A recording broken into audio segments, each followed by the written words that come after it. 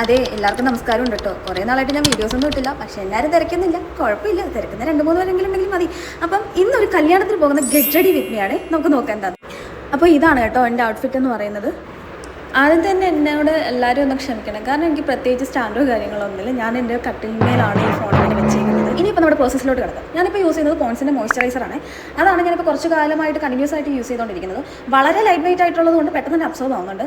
അപ്പോൾ ഇത് എനിക്ക് നല്ലപോലെ ഞാൻ പ്രിഫർ ചെയ്യും കേട്ടോ, എല്ലാവരും ഒന്ന് യൂസ് ചെയ്യാൻ വേണ്ടിയിട്ട്.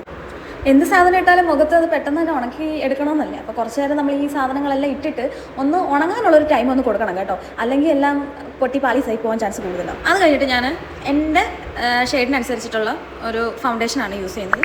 അതിങ്ങനെ എനിക്ക് ഞാൻ കൈ തന്നെയാണ് യൂസ് ചെയ്യുന്നത്. എനിക്ക് അതാണ് കുറച്ചുകൂടെ കംഫർട്ടായിട്ട് തോന്നിയിട്ടുള്ളത്.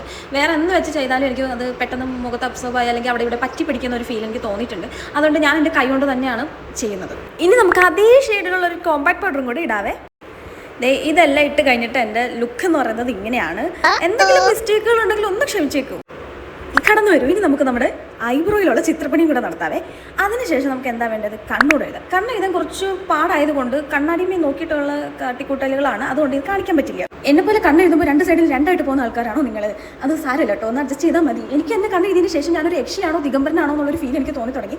സാരമില്ല, ഇതൊക്കെ ഒന്ന് അഡ്ജസ്റ്റ് ചെയ്തേക്കാം. നമ്മൾ ഇങ്ങനെയൊക്കെയല്ലേ ഒരു പഠിക്കുന്നത് എന്ന് കുറ്റം പറഞ്ഞ കാര്യമില്ല. കല്യാണമൊക്കെ അല്ലേ, ഞാൻ ചെറുതായിട്ടൊന്ന് വാലൊക്കെ എഴുതിയിട്ടാണ് പോകുന്നത്. അപ്പം ഇനി ഞാൻ അത് കഴിഞ്ഞിട്ട് ഐഷാഡോ ഇടാൻ പോവാണ് കേട്ടോ. ഇതെനിക്ക് വേണ്ടപ്പെട്ട ഒരാൾ സൗദിയിൽ നിന്ന് വന്നപ്പോൾ എനിക്ക് കൊണ്ടുവന്ന് തന്നതാണ് കേട്ടോ. ഈ ഐഷാഡോ നല്ലതാണ്, നല്ല വാട്ടർ പ്രൂഫ് ഒക്കെ ഉള്ളതാണ് കേട്ടോ. ഈ ചൂട് സമയത്ത് നമ്മൾ ആരും ഇഷ്ടപ്പെടാൻ സാധ്യതയില്ലാത്തൊരു കാര്യമാണ് ഈ ഒരുങ്ങി കഴിഞ്ഞ് ഇത്രയും കഷ്ടപ്പെട്ട് കുട്ടിയൊക്കെ ഇട്ട് കഴിഞ്ഞിട്ട് ഈ വിയർത്തൊലിച്ചിട്ട് അതൊക്കെ പോകുന്ന ഒരു അവസ്ഥ എന്ന് പറഞ്ഞാൽ.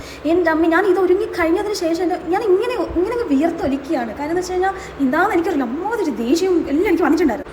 സംസാരിച്ച് സമയം പോയത് അറിയില്ല. അമ്മയുടെ വായിരിക്കുന്ന എനിക്ക് കേൾക്കുന്നുണ്ടായിരുന്നു. അങ്ങനെ ഞാൻ ഫൈനലായിട്ട് സ്റ്റുഡിയോയിൽ നിന്ന് വാങ്ങിയ ഒരു ലിപ്സ്റ്റിക്കാണ് കേട്ടോ. ഷെയ്ഡ് വേണ്ടവരൊന്ന് കമൻറ്റ് ചെയ്താൽ മതി. അപ്പോൾ ഗേൾസ്, ഇതാണ് എൻ്റെ ഫൈനൽ ലുക്ക് എന്ന് പറയുന്നത്. ആ ചെരുപ്പ് ഞാൻ സ്റ്റുഡിയോയിൽ നിന്ന് പർച്ചേസ് ചെയ്തതാണ് കേട്ടോ. പൂവൊക്കെ വെക്കാൻ കുറച്ച് കഷ്ടപ്പെട്ടെങ്കിലും കുഴപ്പമില്ല. ഞാനും അമ്മയും അത്യാവശ്യം ഒരുങ്ങി സമയത്തിന് മുന്നേ തന്നെ ഞങ്ങൾ അവിടെ എത്തിയിട്ടുണ്ട് ഗേൾസ്. അപ്പോൾ എന്താ പറയുക, ഇത്രേ ഉള്ളൂ. അപ്പോൾ ഇനി വേറൊരു വീഡിയോ ആയിട്ട് കാണാം. Tata, bye bye, see U.